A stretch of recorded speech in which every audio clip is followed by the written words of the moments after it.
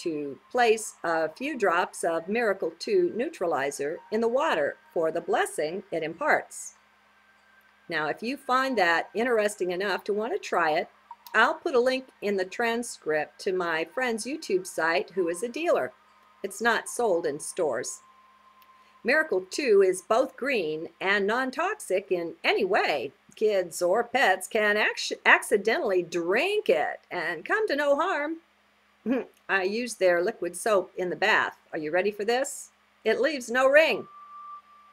At least not compared to other soaps. Okay, now, sorry for the seeming commercial there. I know I've never mentioned this stuff, but I've used it for years.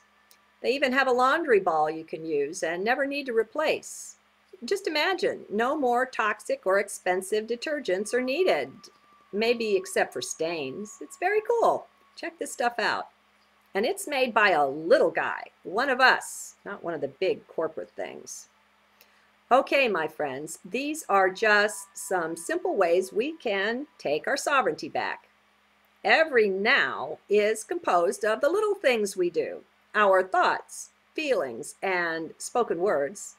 As we pay attention to these things, we become more conscious, more self-aware. Well, that's called awakening too. We're coming to center. We're taking our power back. No more the little worms, the measly sheeple that can be herded around so very easily. Let's wake up to the various little things we can do from heart to take charge of our life. Just as we can purify out all the toxins in our water, our bath, all the water of Gaia as well, so we can take charge of our food, every bite. And that's why I recommend putting up pictures of Emoto water crystals. They act as a reminder of the simple but radical power of words, words of intent. The two most powerful words Dr. Emoto found were love and thank you. Well, that's 3 words, but you know what I mean. These words, above all, and in whatever language they were spoken or written, were the most powerful ones. Now remember, too, that the word, it's just sound. Thus, take heed of the sounds you expose yourself to. What kind of music is your favorite? What are the lyrics to that? Those are words, friends. Maybe even reconsider that in light of the action of sound upon substance. I'll put the cymatics links in again as a reminder that sound carries through substance. It has a major effect, though usually unseen. The sound of your music can be tested on the natural world, on both water and on plants. That will tell you the tale of the effect of what you are listening to. In spite of your preferences, it is what it is. Just because you prefer something doesn't make it the best thing for you. It gets down eventually to which part or aspect of you is preferring this. But that's too deep for this journal of tips and tricks, so we'll leave it alone, perhaps for another day. Just know that plants and water will tell the true tale of the influence of words and of sound. The science is out there if you're willing to look and to research with an open mind and heart. Let us all remember that everything ultimately is energy. The bodies we find ourselves conscious of, and all of cosmos as well, it's all just energy. And let's keep remembering too that every atom is 99.99999, maybe one more 9, I forget, 5 nines, % empty. There's quite literally almost nothing there. All the solid substance of your body would fill a thimble, only half full. You don't really exist at all as you think you do. Only in thought. That's what all of this is, my friends. It's a world of projections that we place upon energy. And that's really the case, but you won't see it till you're ready to come to grips with it. Most have beliefs in the way that interfere.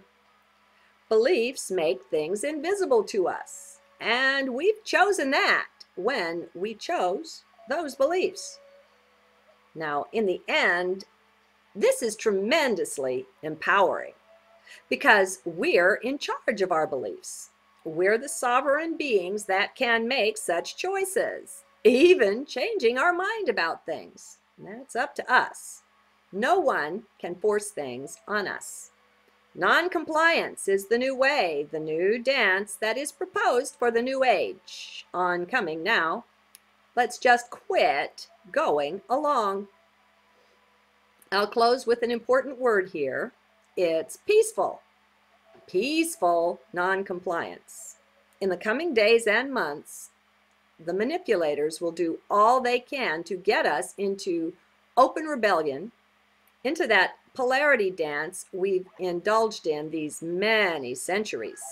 Well, don't comply with that. Just turn away. Say, no thanks. Not interested. Not having it. As we stay in heart, this is so easy, my friends. There is no anger, no resentment, no rebellion, no blame game there. Perfect love. That's what's what. And that is all. Perfect love. The manipulators don't have access to this, nor do they understand it. And furthermore, they can't fight with it. It won't fight. And that leaves them quite lost. Our power is in our numbers as well, in our masses, in our linking up, and together just refusing to anymore go along. That's what will do it. Bring the matrix crashing down. Now, it's doing that anyway on its own momentum of darkness.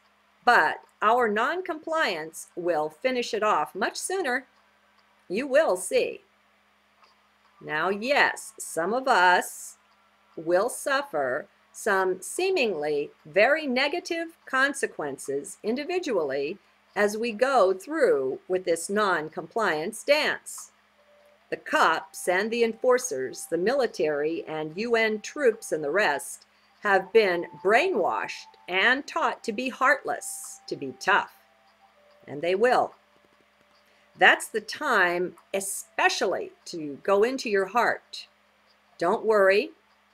Don't let mind take over, then get you in terror and fear and suffering. That's a choice. Just go within. Remember, then especially, how you are not that body there. That isn't you.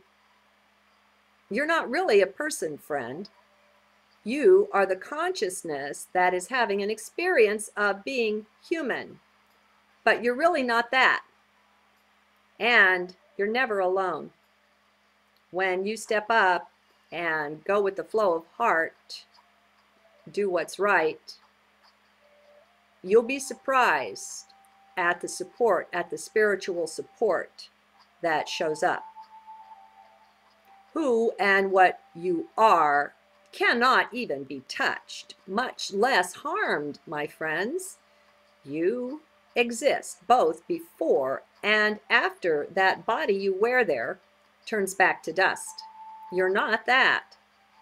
Thus, all of our practice now in expanding our awareness out into nature, into space, into the all that is, will come in handy if you find your body in a tight spot. The manipulator's way of control is to force us into fear and compliance that way. Well, remember Gandhi. Just back off into heart. Leave the human aspect of self to go through what it's going through.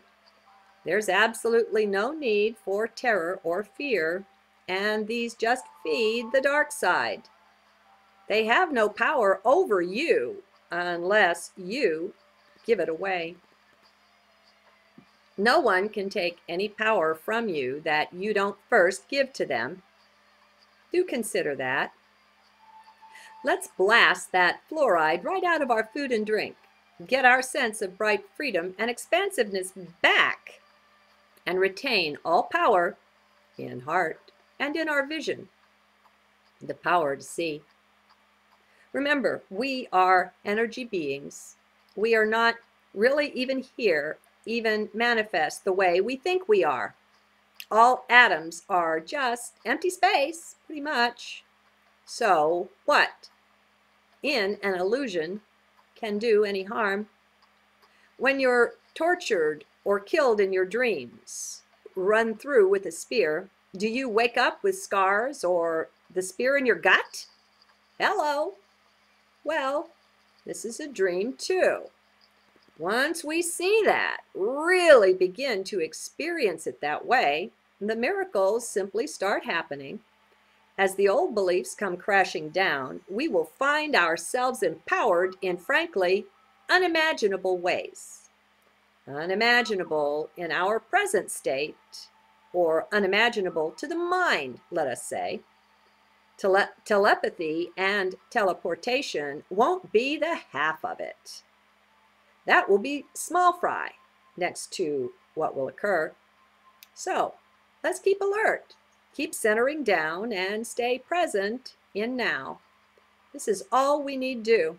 The rest will just take care of itself. Good day then. Boy, this is a long one. Oh well, it just wouldn't stop flowing. I'm sure you understand.